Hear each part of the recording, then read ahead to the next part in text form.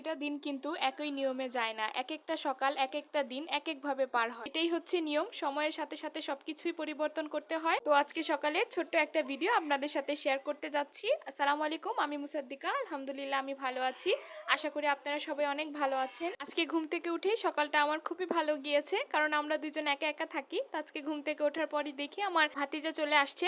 তো আসলে বাচ্চা ঘরে আসলে কিন্তু ঘরটা এভাবেই ভালো লাগে, আসলে পরিবেশটাই অন্যরকম হয়ে যায়। তো আমি ওর সাথে খেলা করছিলাম, খেলাধুলা করার পর এখন চলে আসছি ঘরবাড়িটাকে গুছিয়ে নেওয়ার জন্য। তো আপনারা দেখতেই পেরেছেন আমি প্রথমে বিছানাটাকে গুছিয়ে নিয়েছি, আর ভিডিও শুরুতে আপনারা দেখেছেন যে ওর ছোট ছোট বালিশও আমি আপনাদেরকে দেখিয়েছি। আসলে বাচ্চাদের ছোট ছোট জিনিস দেখতে আমার কাছে খুবই ভালো লাগে। তো দেখেন, আপনাদের সাথে কথা বলতে বলতে আমার এখানে সোফাটাও গুছানো হয়ে গিয়েছে। তো আমি এখন ঘরটা ঝাড়ু দিয়ে নিচ্ছি।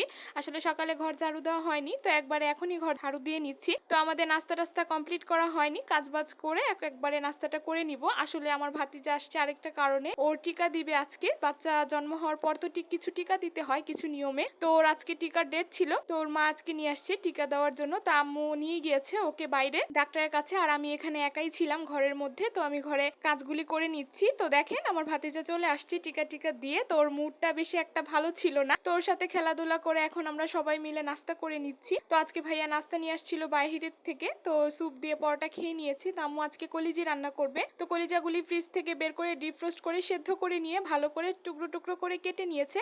কলিজি হতো কলিজি, তো ভালো করে একটু ধুয়ে নিতে হবে। তো ধুয়ে এখন আম্মু রান্নাটা বসিয়ে দিয়েছে। প্রথমে তেলে দারচিনি এলাচ মানে গরম মশলা দিয়ে পেঁয়াজ দিয়ে লাল করে একে একে সব গুঁড়ো মশলা আদা রসুন বাটা মশলা দিয়ে কলিজিগুলি দিয়ে একদম ভালোভাবে কষিয়ে নিয়েছে। তো আমি আবার এখানে দেখতে আসছি যে কলিজিগুলো সেদ্ধ হয়েছে নাকি। তো দেখি একদম ভুনা ভুনা হয়ে গিয়েছে। তো আমি লাস্টে একটু জিরা গুঁড়ো দিয়ে দিব। আসলে কলিজিতে জিরা গুঁড়ো দিলে কিন্তু খেতে ভালোই লাগে। তো দেখেন আমার রান্নাটা অলমোস্ট হয়েই গিয়েছে। তো রান্না বান্না শেষ করে এখন চলে আসছি খাবার খাওয়ার জন্য। তো আজকে এগুলোই সিম্পল রান্না বান্না ছিল, যেহেতু আম্মু বাহিরে গিয়েছে, আম্মুর শরীরটাও বেশি একটা ভালো নেই, এজন্য আজকে ওইরকম রান্না বান্না করেনি। তো দেখেন আমি এখানে খাবার দাবার শেষ করে বিকেলে রেস্ট করে এখানে আসছি সন্ধ্যাবেলা চা বসার জন্য। তো এসে দেখি যে এই ক্যাবিনেটটা একটু তেল চিটচিটে হয়ে রয়েছে, যেটা আমার কাছে একদমই ভালো লাগছিল না। তো একদম সাবান টাবান নিয়ে এসে গেছি ক্যাবিনেটটা ভালো করে পরিষ্কার করে নেওয়ার জন্য। তো আমি একদম সাবান দিয়ে ভালো করে ঘষে ধুয়ে তারপর এখন একটা পরিষ্কার ন্যাকড়া দিয়ে ভালো করে মুছে নিচ্ছি। আসলে জিনিসপত্র মোছা থাকলে দেখতেও সুন্দর লাগে, নিজের কাছেও ভালো লাগে। আসলে তেল কাস্টে জিনিস ধরলে কেমন জানি হাতটা আঠা আঠা হয়ে যায়, আর যেহেতু এটা চুলার পাশে থাকে তো এটা একটু বেশি নোংরা হয়। তো দেখেন আমি এখানে চাটা রান্না করে নিচ্ছি। তো আমার হয়ে গিয়েছে। তো আমি এখন এটা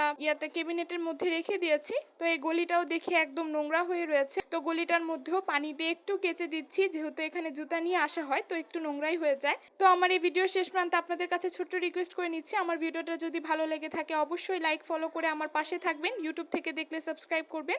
তো আসসালামু আলাইকুম, ভালো থাকবেন, সুস্থ থাকবেন, আমার সাথেই থাকবেন।